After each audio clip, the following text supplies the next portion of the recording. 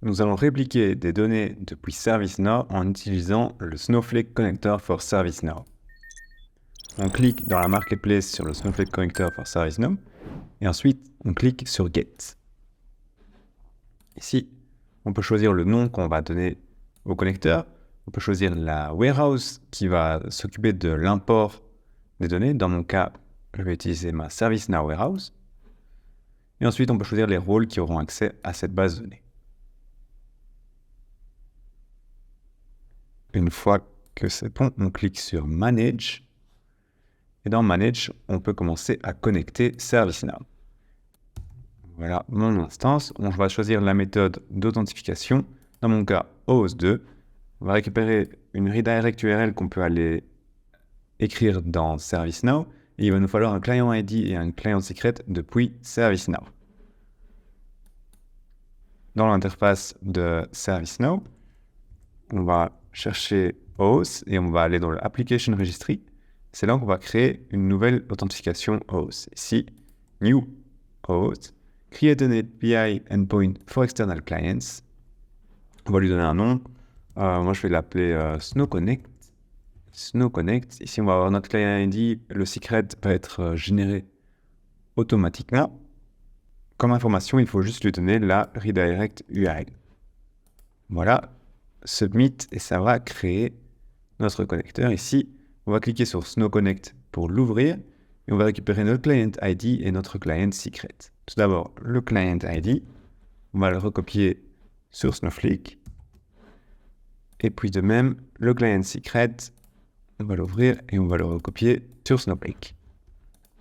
Voilà, toutes les informations sont là. On clique sur Connect. Ça va ouvrir un pop-up de ServiceNow qui demande si je veux connecter à Snowflake. J'accepte ce pop-up. Et maintenant, Snowflake va ouvrir la connexion vers ServiceNow. Voilà, on voit l'installation de database Snowflake Connector for ServiceNow. Et on peut commencer à configurer notre connecteur. Donc, on va utiliser la ServiceNow Warehouse qui était déjà créée. Comme base de données de destination de nos données, on va utiliser ServiceNow Destination DB qui va être créé. Il va aussi avoir un schéma de destination qui va être créé et un rôle qui va être créé. Enfin, une table journal pour garder une trace des données qui sont supprimées. Voilà, le provisioning va commencer. Et après quelques secondes, on peut commencer à sélectionner les tables qui vont être répliquées. Donc, je vais sélectionner les tables. Dans ce cas-ci, je vais aller prendre 3 tables chez ServiceNow. D'abord, la table Task. Task. Ici, celle-ci, je vais la répliquer par exemple toutes les 30 minutes. Ensuite, la table Incident. On va la répliquer toutes les 3 heures.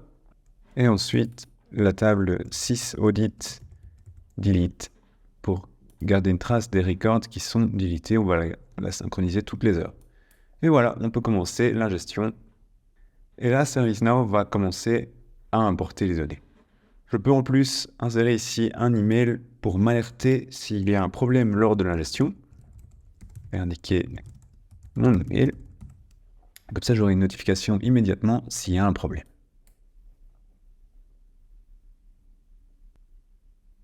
Quand l'import des données est fini, on peut voir en haut à droite « Last successful load just now ». J'ai 3 tables qui sont activées et qui vont être synchronisées toutes les heures. Maintenant, allons voir le résultat. Dans une worksheet, ServiceNow Connector, on peut voir tout d'abord les statistiques. Dans la base de données Snowflake Connector for ServiceNow, le schéma public, les statistiques du connecteur. On peut voir pour chacun des runs le nombre de lignes totales et le nombre de lignes qui ont été importées, le throughput, la durée, le début et la fin. Et ce pour chacune des tables.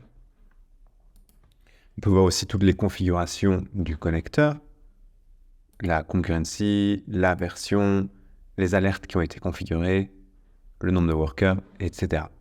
Maintenant, quand on veut requêter les données, dans ce cas-ci, je crée un rôle avec le rôle Account Admin dans la base de données ServiceNow Destination DB. Ici, je crée le rôle ServiceNow Reader Role et je vais lui donner les droits d'accéder aux données. Une fois que j'ai créé le rôle, je donne le rôle à mon utilisateur msimon, et puis j'utilise ce rôle. Je vais dans le schéma ServiceNow Destination DB, et là je peux commencer à requêter mes données.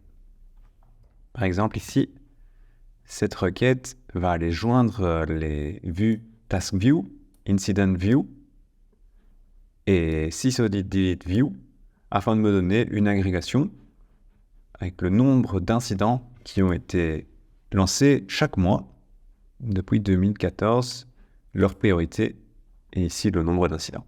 On va avoir 2016, 2018, 2019, 20, 21, 22, 23, et on voit la priorité et le nombre d'incidents qui ont été lancés chaque mois. Si on va voir les tables qui ont été créées dans ServiceNow Destination DB, Destination Schema, on voit les tables qui ont été importées. Par exemple, la table Incident. Si on ouvre la table, en fait, elle va contenir une sysid, un isDeleted, une date d'update et raw, un JSON qui contient toutes les données. Et Snowflake va aussi automatiquement créer des vues, ici, Incident View, qui vont aplatir ces données. Donc ça va aplatir le JSON et ça va le transformer en colonnes qui sont requêtables directement. Ici, toutes ces données aplaties dans un JSON avec tout ce qui est contenu dans l'incident de ServiceNow.